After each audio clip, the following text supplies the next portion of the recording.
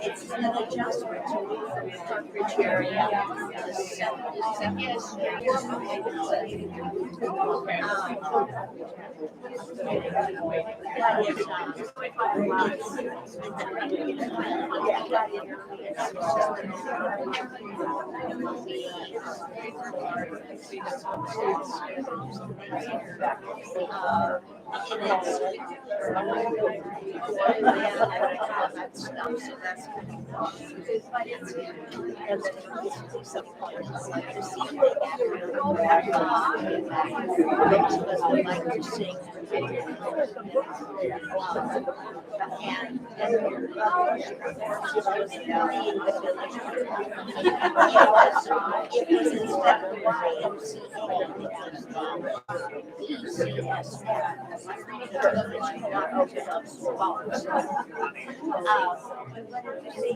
I guess my temperament just go up to this.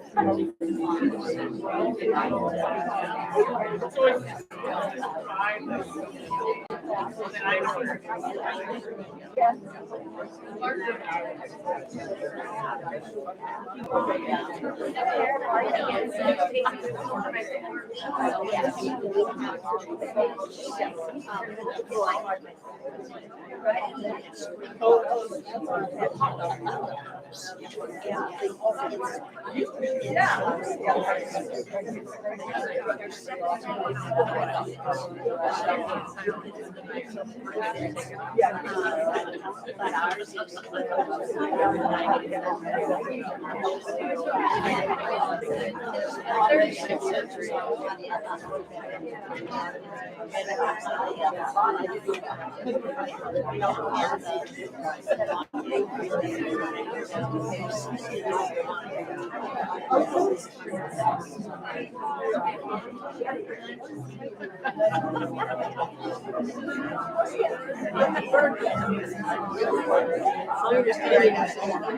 I've been looking like to see her.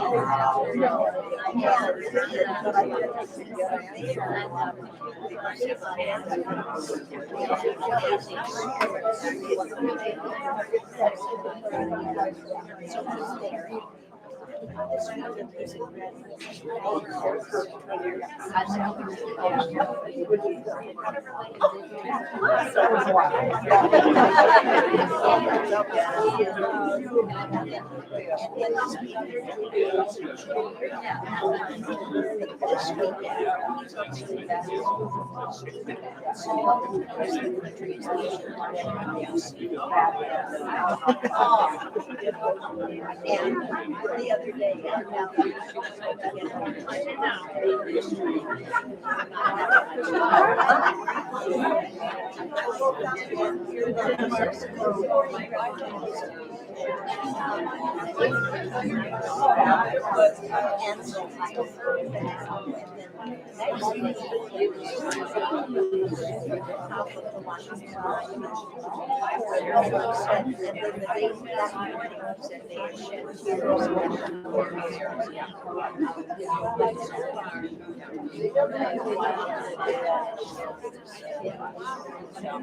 and then their sister, sixth grade.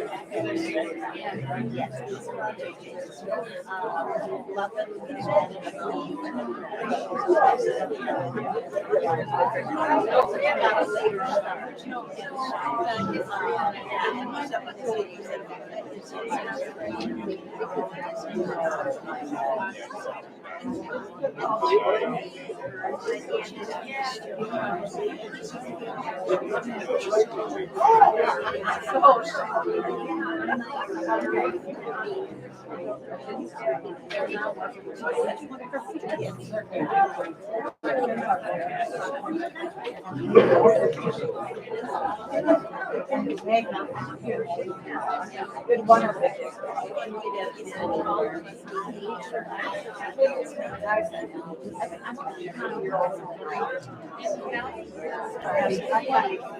Yeah.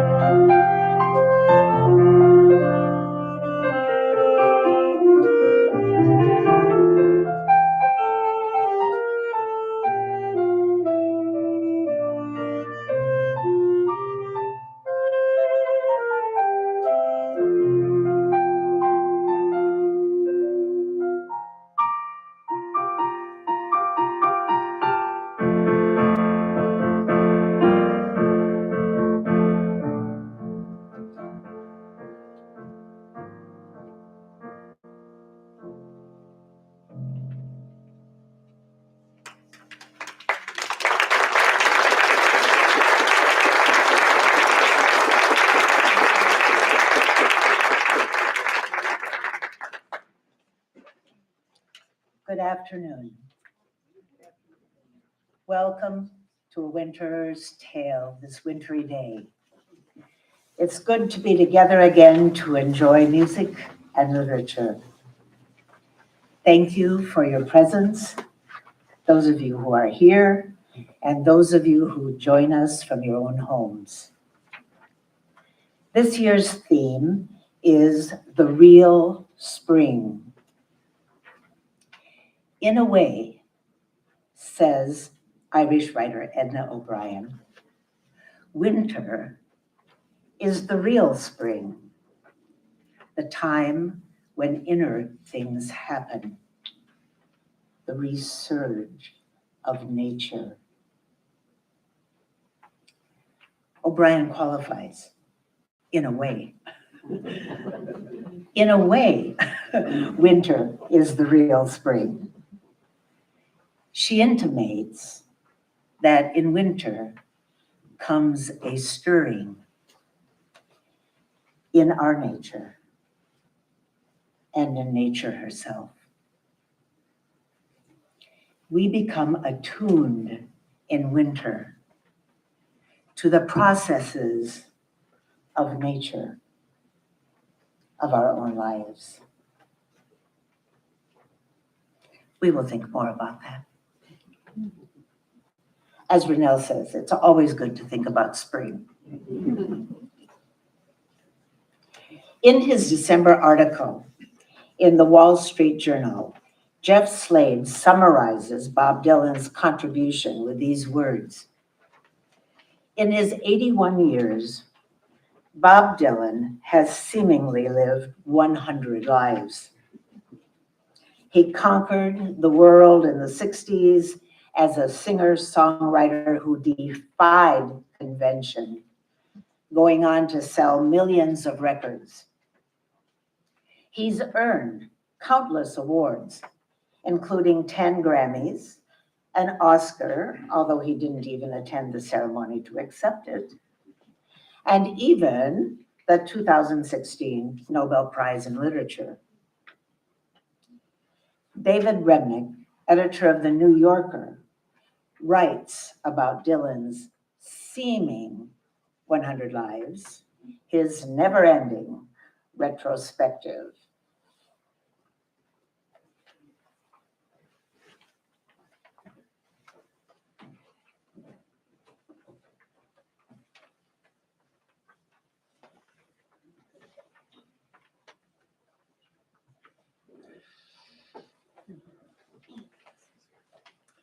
From Restless Farewell by David Remnick. It was soon clear, as he put it later, that he had been born in the wrong place. He was a middle-class Jewish kid, far from everything he was tuned into. He would need to leave town, change his name, and deepen his musical education to fulfill his outsized sense of destiny. First in Dinkytown, then in Greenwich Village, Zimmerman, adopting the name Bob Dylan, shifted his attention away from rock and roll. He immersed himself in the vast lexicon of folk music and the blues. Woody Guthrie and the Dixie Hummingbirds, Odetta and the Staple Singers, the Stanley Brothers and the Five Blind Boys of Alabama.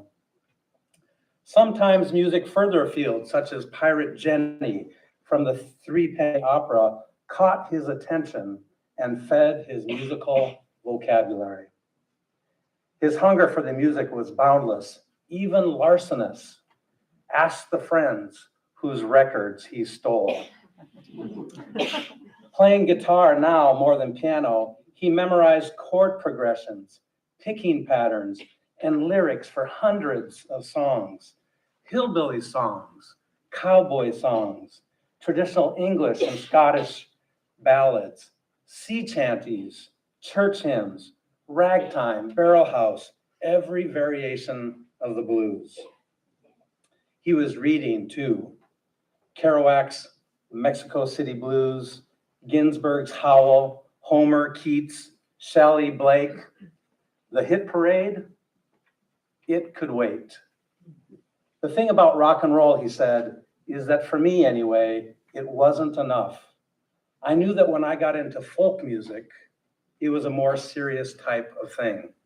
The songs are filled with more despair, more sadness, more triumph, more faith in the supernatural, much deeper feelings. In the Village, Dylan apprenticed himself to older coffeehouse denizens. He studied Alan Lomax's field recordings and Harry Smith's anthology of American folk music. He played on any stage that would have him and quickly developed a persona that was a melding of Okie troubadour, beat poet, and Charlie Chaplin. For 3 or 4 years, all I listened to were folk standards, Dylan said. I went to sleep singing folk songs. I sang them everywhere, clubs, coffee houses, festivals. And I met other singers who did the same thing, and we just learned songs from each other. I could learn one song and sing it in the next in an hour if I had heard it just once. For all of his earnest apprenticeship, he was becoming something distinctly original, like Walt Whitman, Annie Oakley, Gorgeous George, or Little Richard. He was doing that very American thing, inventing a public performing self. And he was getting noticed. In September 1961, Robert Shelton of the Times wrote a brief review of Dylan's run at Gertie's Folk City. There is no doubt that he is bursting at the seams with talent. Dylan was 20 years old. Not long after, he signed a contract with John Hammond, an unerring talent spotter at Columbia Records. He began work on his first album. It came out in March of 1962. Side note, I was born in April of 1962. And the album consisted mostly of covers. A significant exception was Song to Woody, which was both an homage to Dylan's dying idol and the announcement of his intention to carry the music into the future. Hey, hey, Woody Guthrie, I wrote you a song about a funny old world that's a-comin' along. Seems sick and it's hungry, it's tired and it's torn. It looks like it's a-dyin' and it's hardly been born. What happened next represents one of the greatest explosions of creativity in the 20th century. Dylan wrote song after song in kind of a fever dream that lasted until 1966. The best songs to me, my best songs, are songs which were written very quickly, he said. Just about as much time as it takes to write it down is about as long as it takes to write it. He claimed it took him 10 minutes to write Blowin' in the Wind, a political anthem borrowed from the tune of a spiritual called No More Auction Block for Me. He merged the form of a 17th century ballad, Lord Randall, with the ominous weather of Cold War confrontation to write A Hard Rain's a-Gonna Fall. Sometimes typing furiously, sometimes scrawling lyrics on envelopes and cocktail napkins, he seemed to be an antenna of the zeitgeist. He was capable of writing 3 songs in one day. There was no accounting for the originality of the songs or the speed with which they kept coming. Mr. Tambourine Man, The Times They Are A-Changin', Don't Think Twice, It's All Right, Like a Rolling Stone, Just Like a Woman, Visions of Johanna. One night in Liverpool, a spectator shouted, "Where's the poet in you? Where's the savior?" But Dylan was having none of it. "There's a fellow out there looking for the savior, huh?" he replied. The Savior's backstage. We have a picture of him. But defiance was not enough. Dylan was struggling, drugged up, worn down, razor thin. He was on the edge of a breakdown. In London, after the last show on the tour, John, Paul, George, and Ringo dropped by his hotel room. Dylan was too depleted to see them. He was particularly weary of being a symbol, the voice of a generation. All his attempts to deflect, to joke his way through press conferences, to mock the requests of sage advice, keep a good head and always carry a light bulb, his determination to lie to journalists and would-be biographers, telling them that he had been a runaway street hustler, not a bar mitzvah boy, only heightened the mystique. And that mystique came to be untenable. Dylan had wanted to succeed Woody. He could accept being Elvis, but he sure as hell knew he couldn't survive being a poet. A prophet.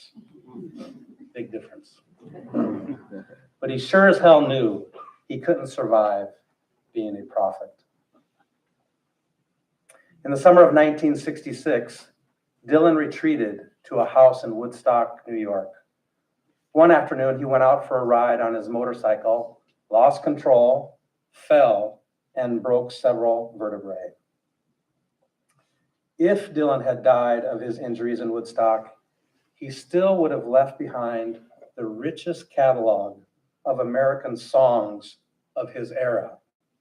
At 25, he could have declared himself retired, younger in age than Jimi Hendrix, Janis Joplin, and Otis Redding were when they died.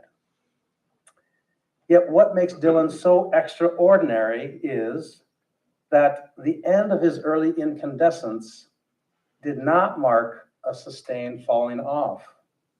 Since that brush with self-extinction and death by motorcycle, he has made more than 30 albums, all of them interesting, and many of them containing songs that rank among his best.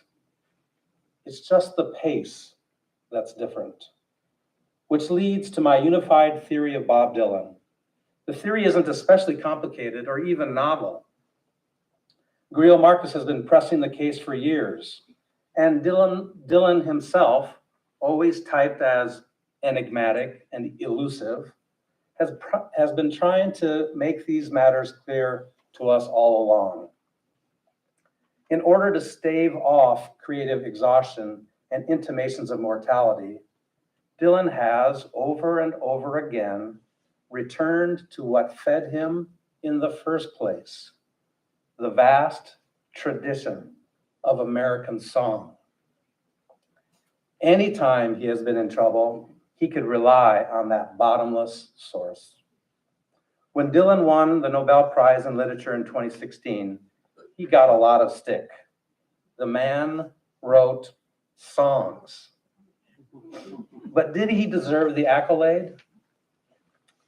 Leonard Cohen, one of his most literary contemporaries, had it right. Awarding Dylan the Nobel, he said, is like pinning a medal on Mount Everest for being the highest mountain. Genius doesn't owe explanations of itself, but perhaps the nearest Dylan came to explaining both his gift and its durability was in 2015. Accepting an award from the charity MusiCares, reading from a sheaf of papers in his hands, Dylan exploded the myth of his unique brilliance. These songs didn't come out of thin air, he said. I didn't just make them up out of whole cloth. It all came out of traditional music, traditional folk music, traditional rock and roll, and traditional big band swing orchestra music. If you sang John Henry as many times as me, John Henry was a steel-driving man, died with a hammer in his hand. If you had sung that song as many times as I did, you would have written How many roads must a man walk down to? All these songs are connected, he went on. I just opened up a different door in a different kind of way. I thought I was just extending the line.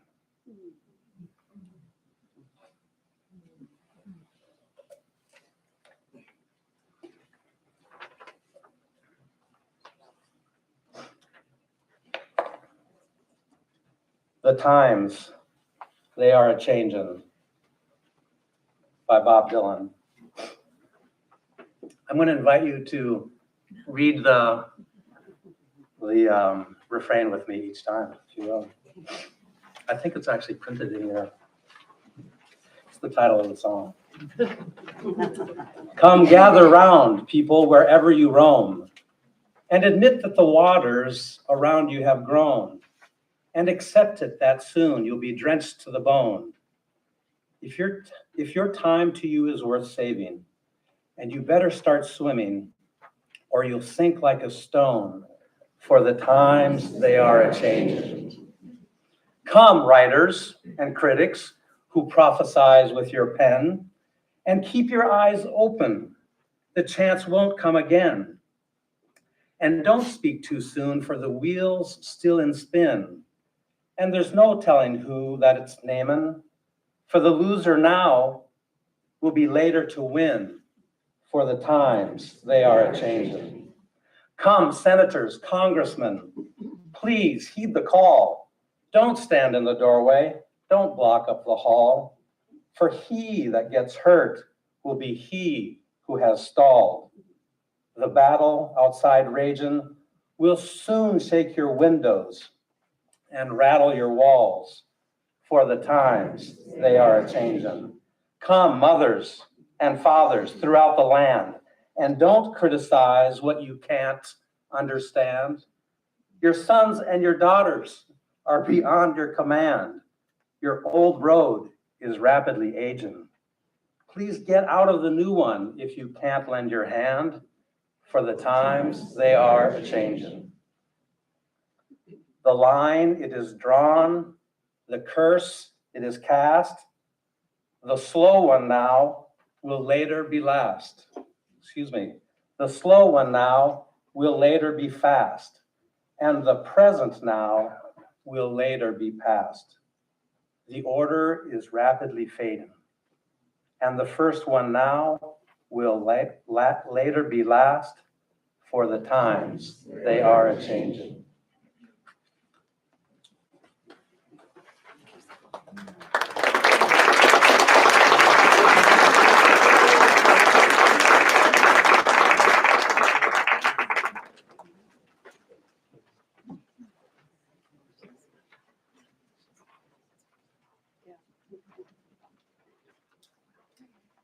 Lincoln said on February 28, 1861, "I have reached the city of Washington under circumstances considerably differing from those under which any other man has ever reached it. Getting the president-elect to Washington required a safe route, as Washington nestled so uncomfortably between two slave states. The 13-day train trip was a challenge with high drama and many characters. It was a race between two competing philosophies, with Lincoln trying to reach Washington, while his rival, Jefferson Davis, hurried toward his own inauguration in Montgomery, Alabama. Lincoln on the Verge is an account of Lincoln's 1,900-mile train journey through a divided country. The first reading is Lincoln's emotional leave-taking of his hometown, Springfield. The second reading takes place at his stop at Columbus, Ohio. It is here that Lincoln learns that the Congress has duly certified his election. He is president.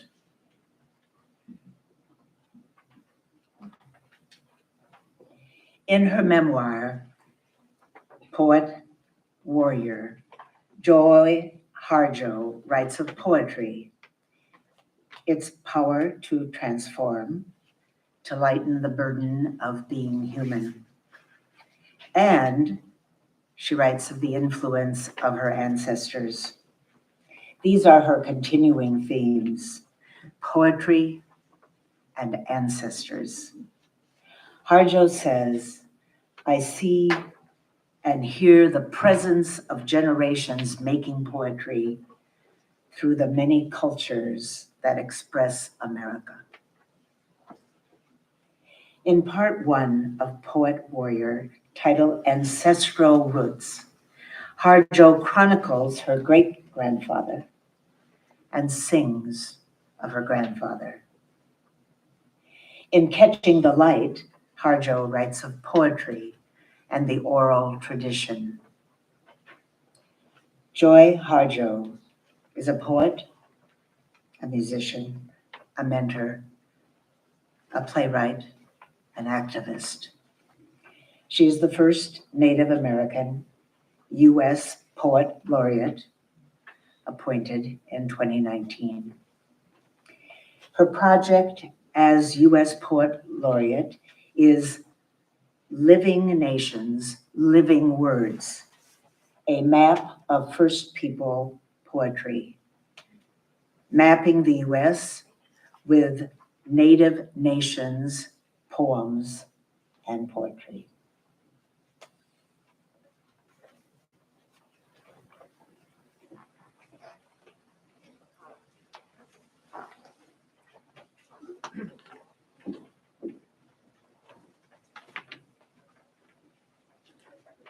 From Lincoln on the Verge, 13 Days to Washington by Ted Widmer. February 11th, 1861. A cold rain. The day of departure arrived with a thud.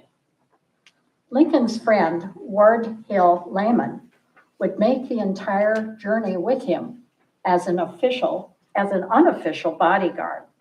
Later, he remembered how it began. Inauspiciously. It was a gloomy day. Heavy clouds floated overhead, and a cold rain was falling. But there could be no delay. The time had been announced in the newspapers, and a card printed with Lincoln's schedule down to the minute. Fate and railroad efficiency now pushed him forward as the seconds ticked down toward 8 o'clock. Despite the drizzle, a crowd was forming at the Great Western Depot, where the yellow train stood ready to cut through the gloom in the mist. The special was fueled, watered, and ready to go. For much of the previous year, Lincoln had held his tongue, a silence enforced by the protocols of the campaign. From this moment forward, he was free to speak to the people directly. Never had a president-elect needed to speak quite so urgently. Ward Layman later recalled, at precisely 5 minutes before 8, Mr. Lincoln, preceded by Mr. Wood, emerged from a private room in the station and passed slowly to the car, the people falling back respectfully on either side, and as many as possible shaking his hand. For a few moments, Lincoln stood there, visibly moved, shaking as many hands as he could. Henry Villard wrote, his face was pale, and quivered with emotion so deep as to render him almost unable to utter a single word. A few seconds elapsed before the speech could be delivered, and they too were important. Lincoln needed time to compose himself. Ward Layman described how he drew himself up to his full height and stood for several seconds in profound silence. Then his eye roved sadly over the sea of upturned faces, and he thought he read in them again the sympathy and friendship which he had often tried and which he never needed more than he did then. There was an unusual quiver on his lip and a still more unusual tear on his furrowed cheek. His solemn manner, his long silence, were as full of melancholy eloquence as any words he could have uttered.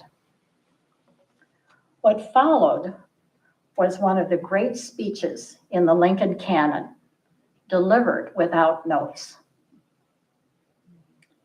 My friends, no one, not in my situation, can appreciate my feeling of sadness at this parting. To this place and the kindness of these people, I owe everything. Here I have been a quarter of a century and have passed from a young to an old man. I now leave, not knowing when or whether ever I may return, with a task before me greater than that which rested upon Washington. Without the assistance of the divine being who ever attended him, I cannot fail. I cannot succeed. I cannot succeed. With that assistance, I cannot fail. Trusting in him who can go with me and remain with you and be everywhere for good, let us confidently hope that all will yet be well. To his care, commending you, as I hope in your prayers you will commend me, I bid you an affectionate farewell. Throughout, the crowd was adding its own cheers, giving the speech a call and response quality absent from most written speech versions. A reporter for Harper's Weekly magazine added some of the noise into his account. In one place, he inserted the phrase, loud applause and cries of, "We will pray for you," then added, his exhortation to pray elicited choked exclamations of, "We will do it, we will do it." This was the electric current of democracy flowing back and forth between an elected leader and the people. It was the spark Lincoln needed to begin his journey. As the train chugged into Columbus, the arrival was noisy. Lincoln made a triumphal ride through the city, standing upright in the carriage, bowing to the crowds. They were everywhere, in all the windows and on top of the buildings, straining for a view. There was something heroic, perhaps even foolhardy, in these efforts to touch as many people as possible. His secretary, John Nicolay, was perceptive about Lincoln's need to be near a crowd. He did not love the official receiving lines he was forced to submit to. In fact, the New York Times noticed that his face quickly became bored and listless when surrounded by minor officialdom. But he had an almost physical need to touch the people, and a need they reciprocated. Nicolay wrote, "For a time, it seemed as though Mr. Lincoln could not resist. His sympathy with and for the people was simply too strong for him to think of his own safety. Time and again, he thrust himself before them. Despite all the obvious reasons for caution, he felt a fascination. It did not matter how many there were, or where they came from, or whether they were immigrants or not. They were fellow Americans, and he could not easily wrench himself away." It was impossible to know how many people had grasped Lincoln's swollen hands. As John Nicolay understood better than most, the physical ordeal had been something fearful, but each small bridge that he built strengthened the Union.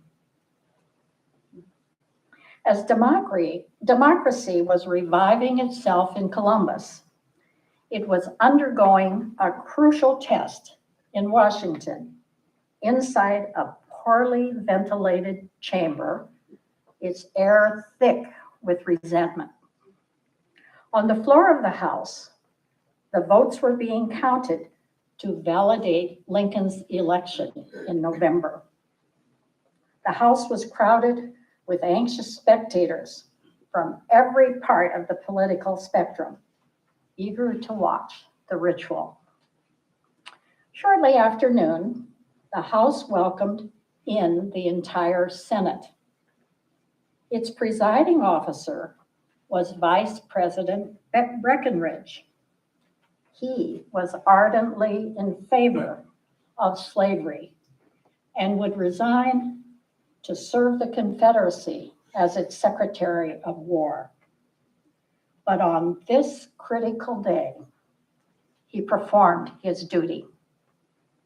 A secretary from Massachusetts, Henry Dawes, wrote later, "We owe much to Mr. Breckinridge for the dignity and propriety of his conduct.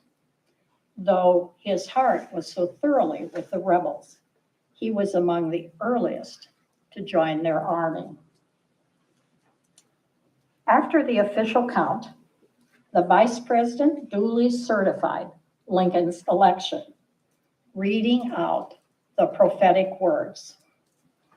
"Abraham Lincoln of Illinois, having received a majority of the whole of the electoral votes, is elected President of the United States for 4 years, commencing on the 4th of March.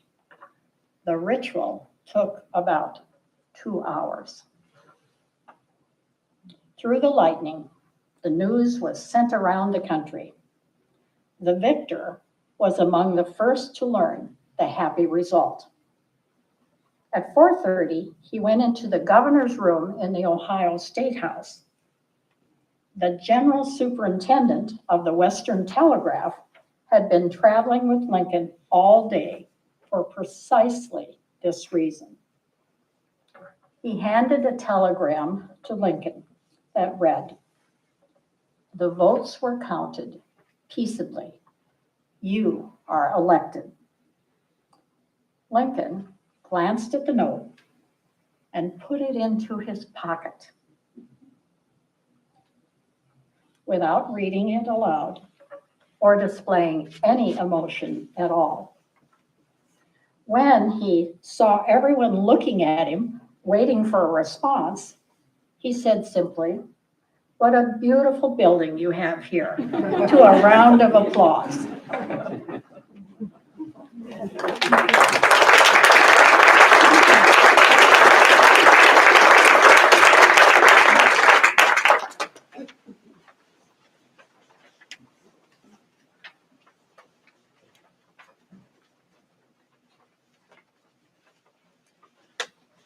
From Poet Warrior, a memoir by Joy Harjo.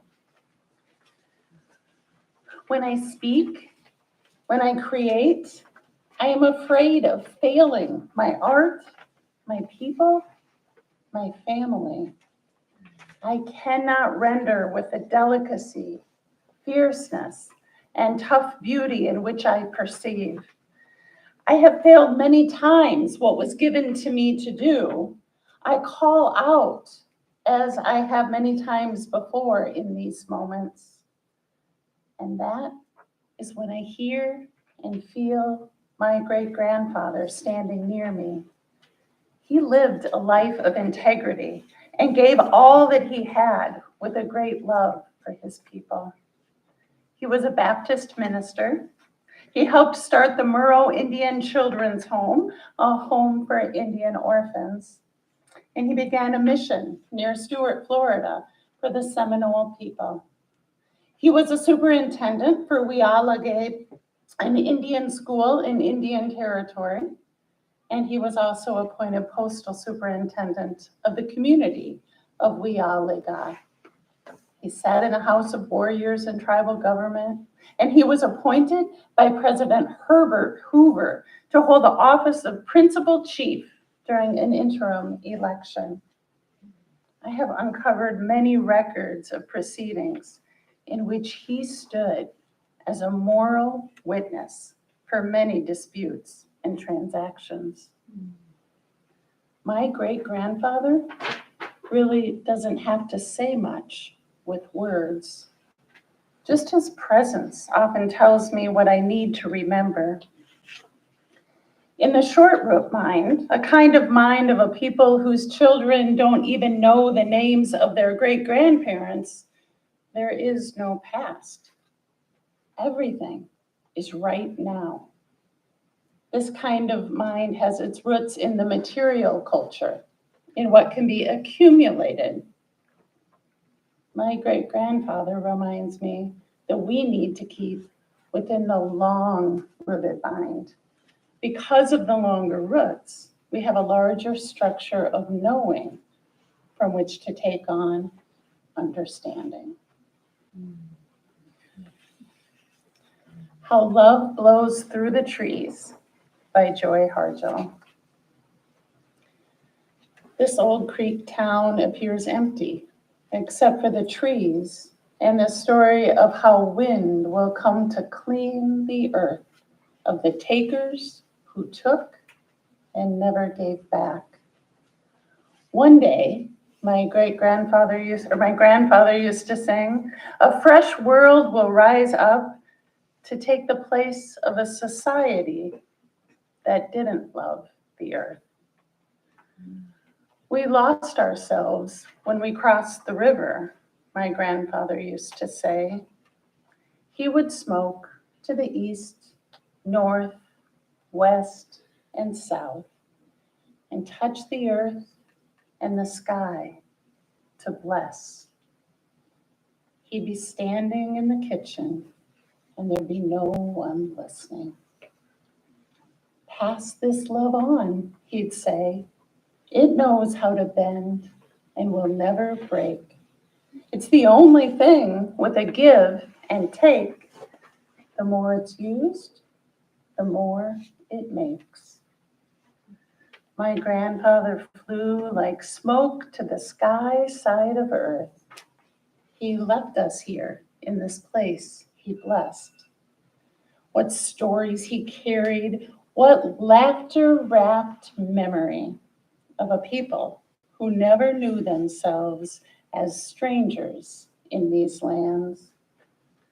Now I'm standing in the kitchen and I can hear him singing. Sometimes it takes a while for us to hear. Pass this love on, he'd say. It knows how to bend and will never break. It's the only thing with a give and take. The more it's used, the more it makes.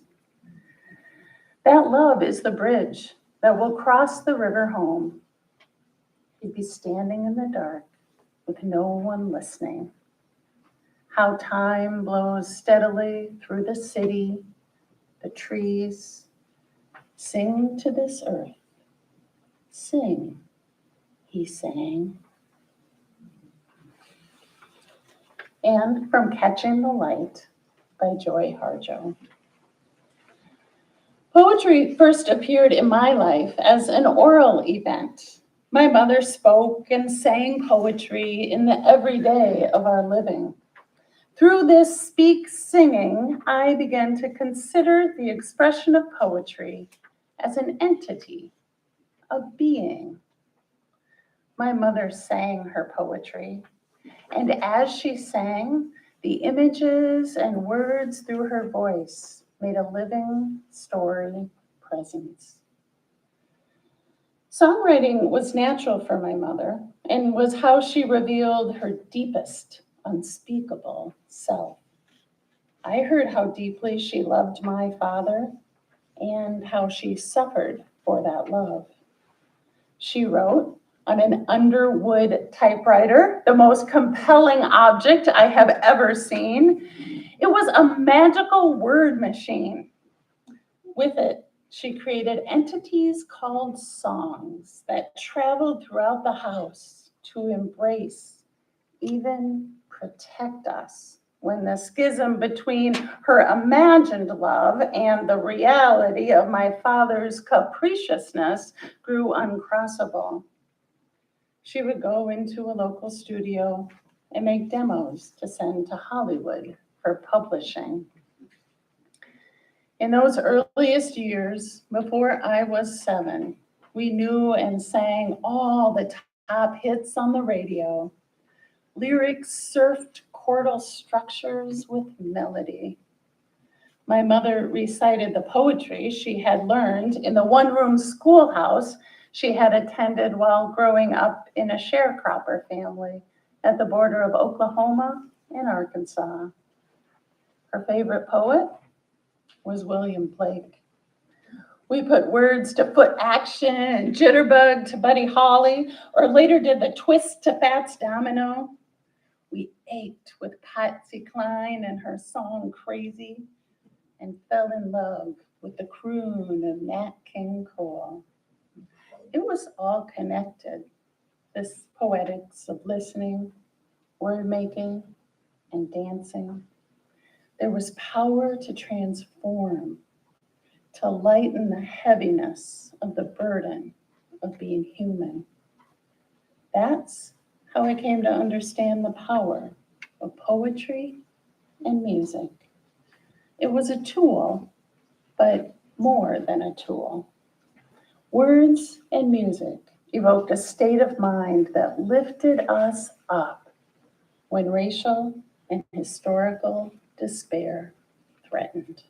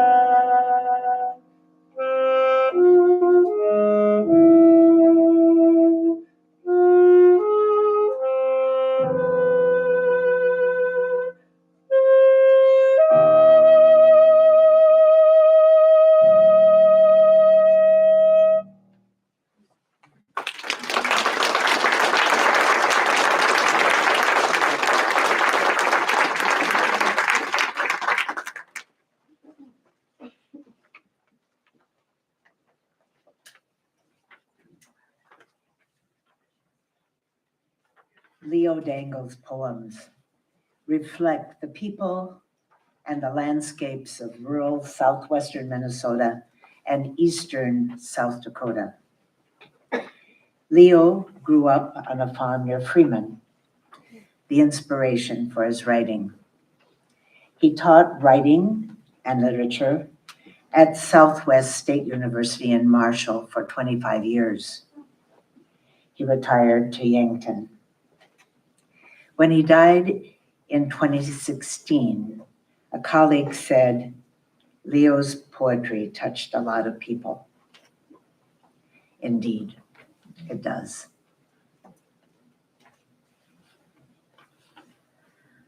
Oliver Sacks received his medical degree from the Queen's College, Oxford. His internship at UCLA, was in neurology and neuropathology. Most of his life was spent in the US. He maintained a busy hospital-based practice in New York City. The New York Times calls him a poet laureate of contemporary medicine and one of the great clinical writers of the 20th century. His books are mainly collections of case studies of people, himself included, with neurological disorders. Books such as Awakenings, The Man Who Mistook His Wife for a Hat, Seeing Voices, Hallucinations. My periodic table is one of a quartet of essays written in the last 2 years of his life and is published in a small volume entitled Gratitude. Oliver Sacks died on August 30th, 2015.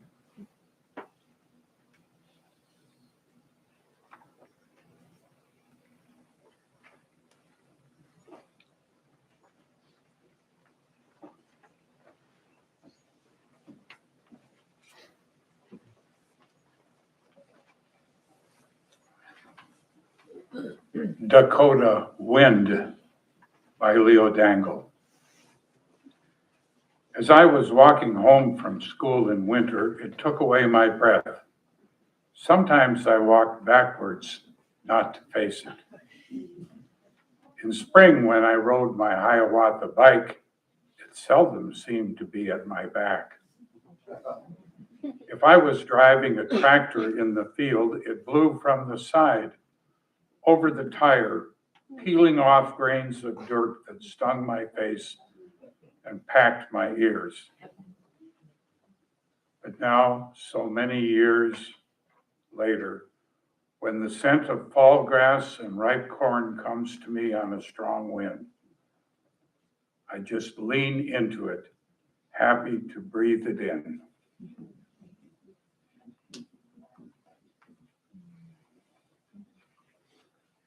The Raspy Wheel by Leo Dangle. Babe and Beauty, our last team of horses, were old like the full rickety hayrack they were pulling home from the little field of prairie hay in a corner of our farm. The old-fashioned wheels without bearings turned on iron sleeves over wooden axles. One front wheel, for want of grease, screeched all the way to the creek where we stopped. My father said, "We'll let the horses rest before we go across." The creek was as dry as the wheel, but hauling the heavy load up the opposite bank would still be hard. It was quiet. I heard the wings of a dragonfly, the swish of a horse's tail, my father's gentle giddy up, and the grating wheel turning again down into the creek bed, up the other side, and a long gradual hill before the pasture. The screeching kept time to the horse's pace and sank into my memory. If the raspy wheel had been greased, I might have forgotten the whole afternoon.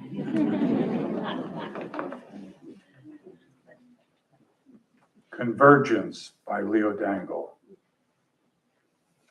As a youth, I combed my hair in waves and swirls, with a part like a furrow plowed through a field of long grass that curled over and lay flat in curves, harrowed into place around the sides and down the back, shaped, sculptured, and tamed by wild root cream oil. While my father had his hair cut short and let it go its own way, ignoring it, except for occasions like Sundays, when he spent not even a minute before church combing it with water in directions it wanted to go, about the same way I wear my hair now.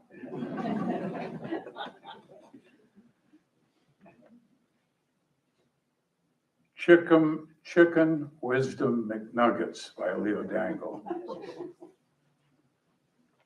Don't count your chickens before they're hatched, before they cross the road, before letting the fox guard the hen house, before they play a game of chicken, before they fly the coop, before they come home to roost, before they run around with their heads cut off,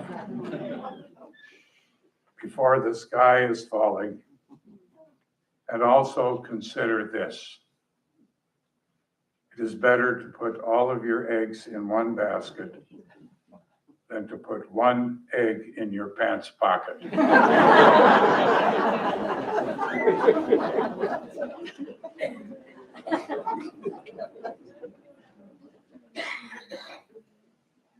3 Short Takes by Leo Dangle. Self-punishment. This morning my tongue hurts. I must have bitten it during the night.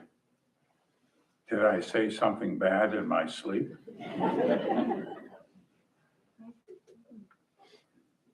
An affirmative memory. When I asked her out, she answered, "Oh, I don't care," which I never regretted, taking it as yes.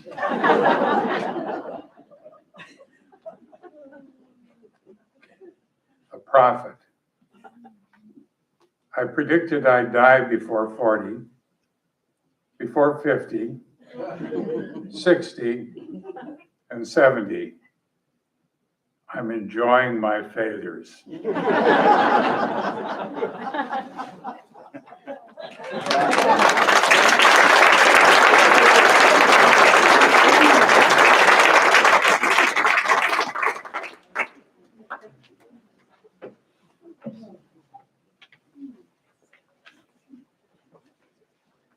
My periodic table from Gratitude by Oliver Sacks. I look forward eagerly, almost greedily, to the weekly arrival of journals like Nature and Science, and turn at once to articles on the physical sciences, not as perhaps I should, to articles on biology and medicine.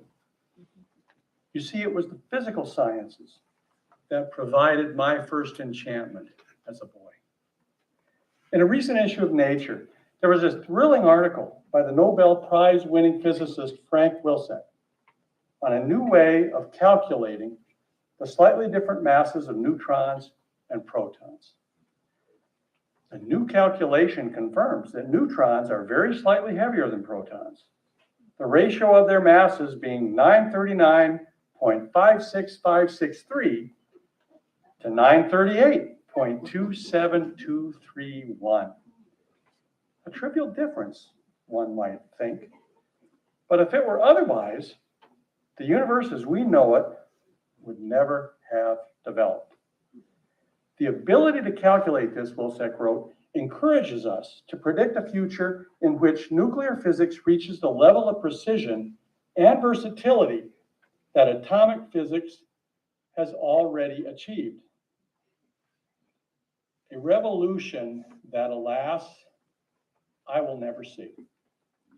Francis Crick once convinced that the hard problem, understanding how the brain gives rise to consciousness, would be solved by 2030. You will see it, he often said to my neuroscientist friend Ralph Siegel. And you may too, Oliver, if you live to my age. Crick lived to his late 80s, working and thinking about consciousness till the last. Ralph died prematurely at age 52. And now I am terminally ill at the age of 82. I have to say that I am not too exercised by the hard problem of consciousness. Indeed, I do not see it as a problem. I am sad that I will not see the new nuclear physics that Wilczek envisages, nor 1,000 other breakthroughs in the physical and the biological sciences. A few weeks ago, in the country, far from the lights of the city, I saw the entire sky powdered with stars, according to Milton. Such a sky, I imagine, could be seen only on high, dry plateaus like that of the Atacama in Chile, which is where some of the world's most powerful telescopes are. It was this celestial splendor that suddenly made me realize how little time, how little life I had left. My sense of the heavens' beauty, of eternity, was inseparably mixed for me with a sense of transience and death. I told my friends Kate and Alan, I would like to see such a sky again when I am dying. We'll wheel you outside, they said. I have been comforted since I wrote in February about having metastatic cancer by the hundreds of letters I have received, the expressions of love and appreciation, and the sense that despite everything, I may have lived a good and useful life. I remain very glad and grateful for all this, yet none of it hits me as did that night sky full of stars. I have tended since early boyhood to deal with loss, losing people dear to me, by turning to the non-human. When I was sent away to a boarding school as a child of 6 at the outset of the Second World War, numbers became my friends. When I returned to London at 10, the elements and the periodic table became my companions. Times of stress throughout my life have led me to turn or return to the physical sciences, a world where there is no life, but also no death. And now, at this juncture, when death is no longer an abstract concept, but a presence, and all too close not to be denied presence, I am again surrounding myself, as I did when I was a boy, with metals and minerals, little emblems of eternity. At one end of my writing table, I have element 81 in a charming box sent to me by my element friends in England. It says, "Happy Thallium Birthday." A souvenir of my 81st birthday last July. Then, a realm devoted to lead, element 82, for my just celebrated 82nd birthday earlier this month. Here too is a little lead casket containing element 90, thorium, crystalline thorium, as beautiful as diamonds, and of course, radioactive. Hence the lead casket. At the start of the year, in the weeks after I learned that I had cancer, I felt pretty well, despite my liver being half occupied by metastases. When the cancer in my liver was treated in February by the injection of tiny beads into the hepatic arteries, a procedure called embolization, I felt awful for a couple of weeks.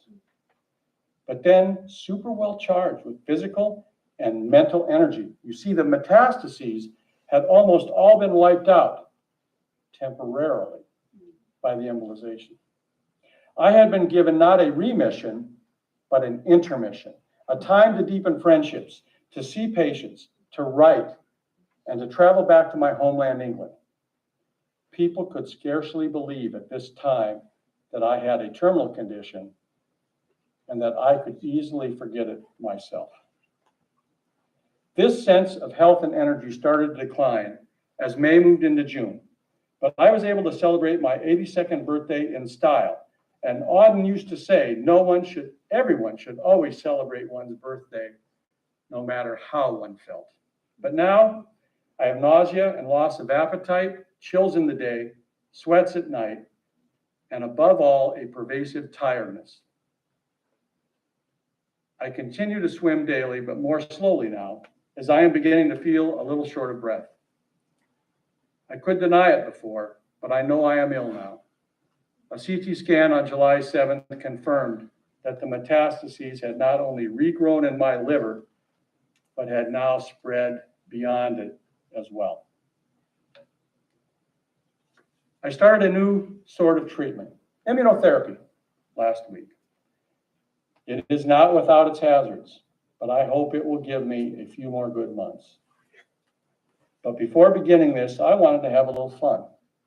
A trip to North Carolina to see the wonderful Lemur Research Center at Duke University.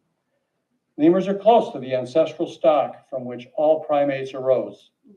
And I am happy to think that one of my own ancestors, 50 million years ago, was a little tree-dwelling creature not so dissimilar to the lemurs of today. I love their leaping vitality and their inquisitive nature. Next to the circle of lead on my table is the land of bismuth, naturally occurring bismuth from Australia. Little limousine-shaped ingots of bismuth from a mine in Bolivia. Bismuth slowly cooled from a melt to form beautiful iridescent crystals terraced like a Hopi village. And in a nod to Euclid and the beauty of geometry, a cylinder and a sphere made of bismuth. Bismuth is element 83. I do not think I will see my 83rd birthday, but I feel there is something hopeful, something encouraging about having 83 around. Moreover, I have a soft spot for bismuth, a modest gray metal, often unregarded, ignored, even by metal lovers. My feeling as a doctor for the mistreated or marginalized extends into the inorganic world and finds a parallel in my feeling for bismuth. I almost certainly will not see my polonium 84th birthday, nor would I want any polonium around with its intense, murderous activity. But then, at the other end of my table, my periodic table, I have a beautifully machined piece of beryllium, element number 4, to remind me of my childhood and of how long ago my soon-to-end life began.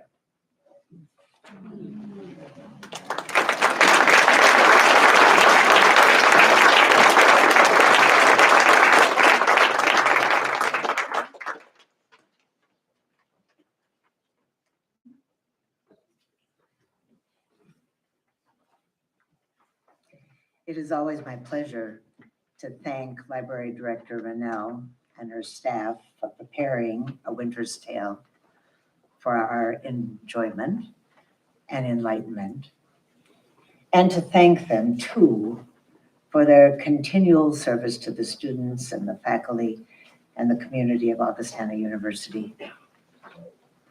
Thank you, Rennell, Lisa, Craig, Kelly, Krista, Anna, Kelsey, Becky, Justin, Ginger, Cassandra.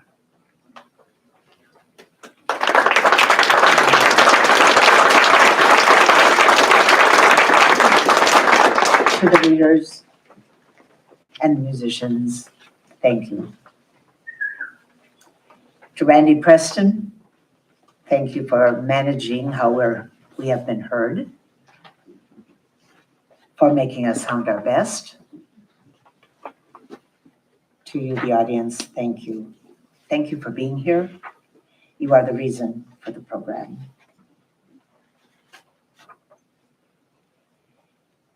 A Sand County Almanac is a foundational text in wildlife ecology, written in 1948. Aldo Leopold says in his foreword that there are some who can live without wild things, and some who cannot. That my essays are delights and dilemmas of one who cannot. His essays, keenly observed and exquisitely written, alert us to the community of nature.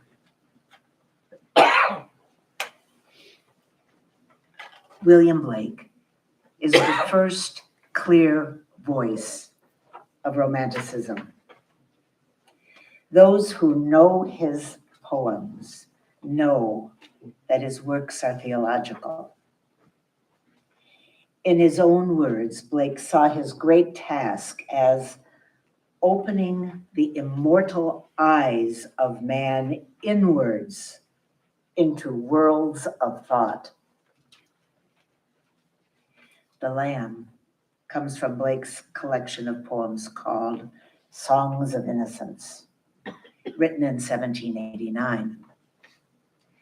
The poem presents unadorned simplicity. The child asks the lamb a question. And then the child answers the question. All is light, primal unity. Later poems called Songs of Experience will bring the shadow, the uncertainty, the unanswered question. But the child knows nothing about the shadow. The child knows only joy.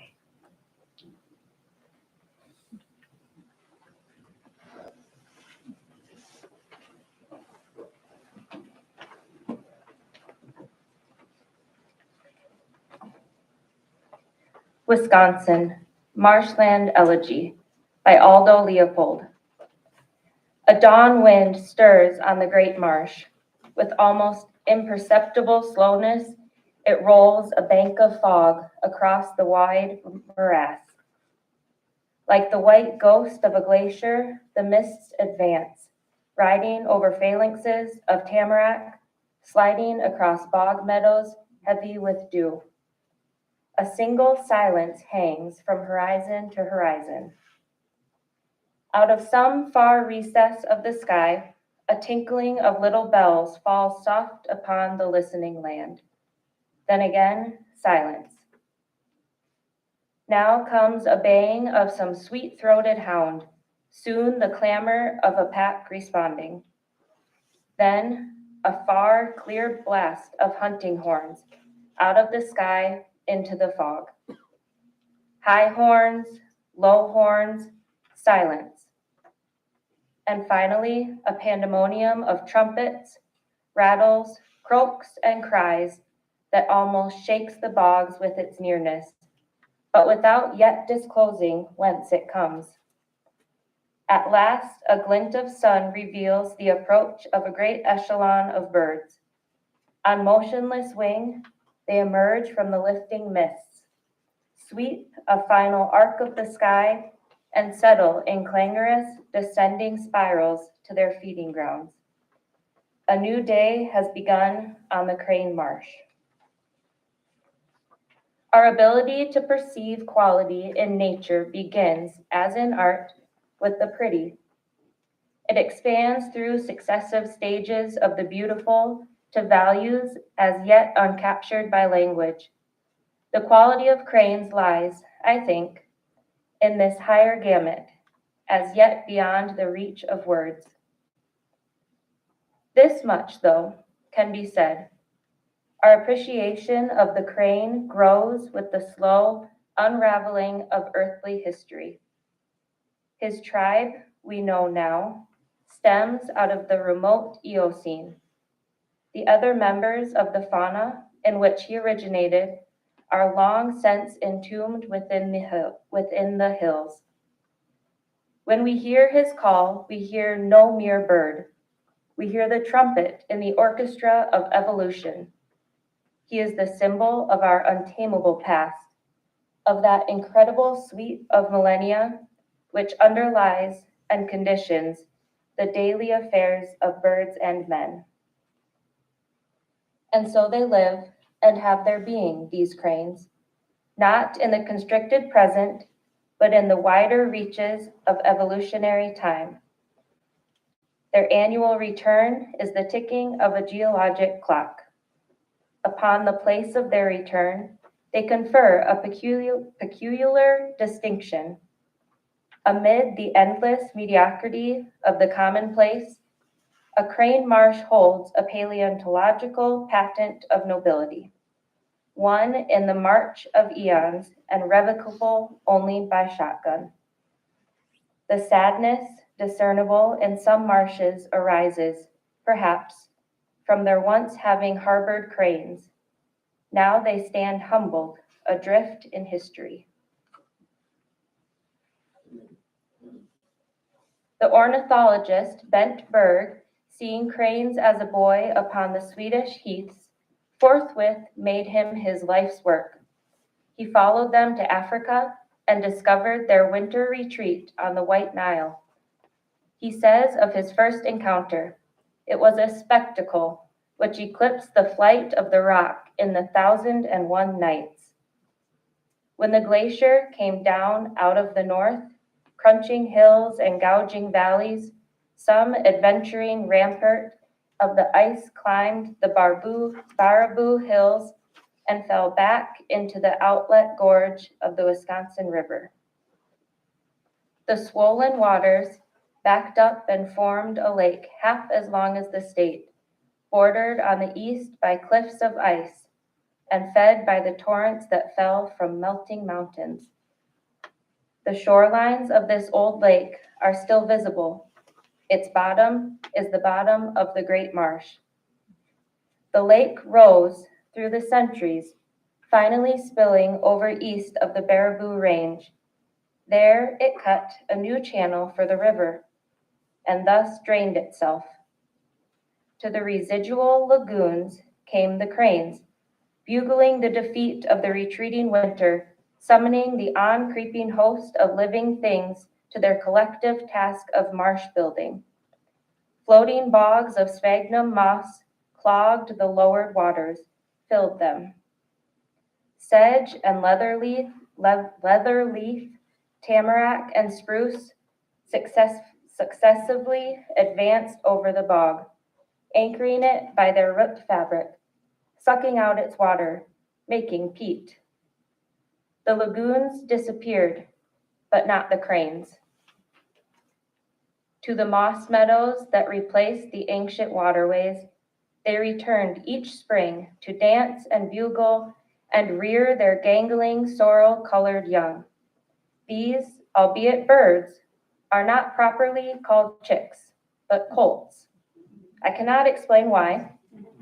On some dewy June morning, watch them gambol over their ancestral pastures at the heels of the roan mare, and you will see for yourself. The ultimate value in these marshes is wildness, and the crane is wildness incarnate. But all conservation of wildness is self-defeating, for to cherish we must see and fondle, and when enough have seen and fondled, there is no wilderness left to cherish. Someday, perhaps in the very process of our benefactions, perhaps in the fullness of geologic time, the last crane will trumpet his farewell and spiral skyward from the great marsh.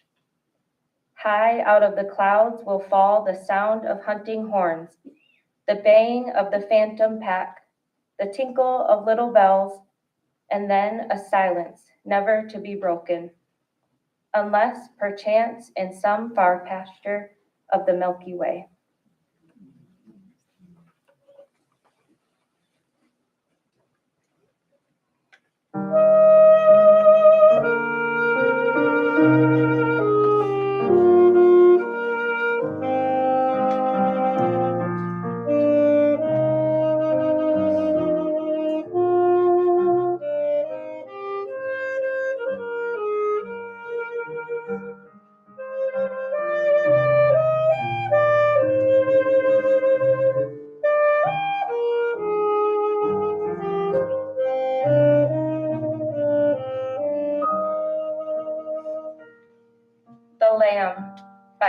William Blake.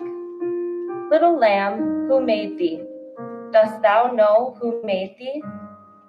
Gave thee life and bid thee feed by the stream and o'er the mead. Gave thee clothing of delight, softest clothing, woolly bright. Gave thee such a tender voice, making all the vales rejoice. Little lamb, who made thee? Dost thou know who made thee? Little lamb, I'll tell thee. Little lamb, I'll tell thee. He is called by thy name, for he calls himself a lamb. He is meek and he is mild. He became a little child. I, a child, and thou, a lamb. We are called by his name. Little lamb, God bless thee. Little lamb, God bless thee.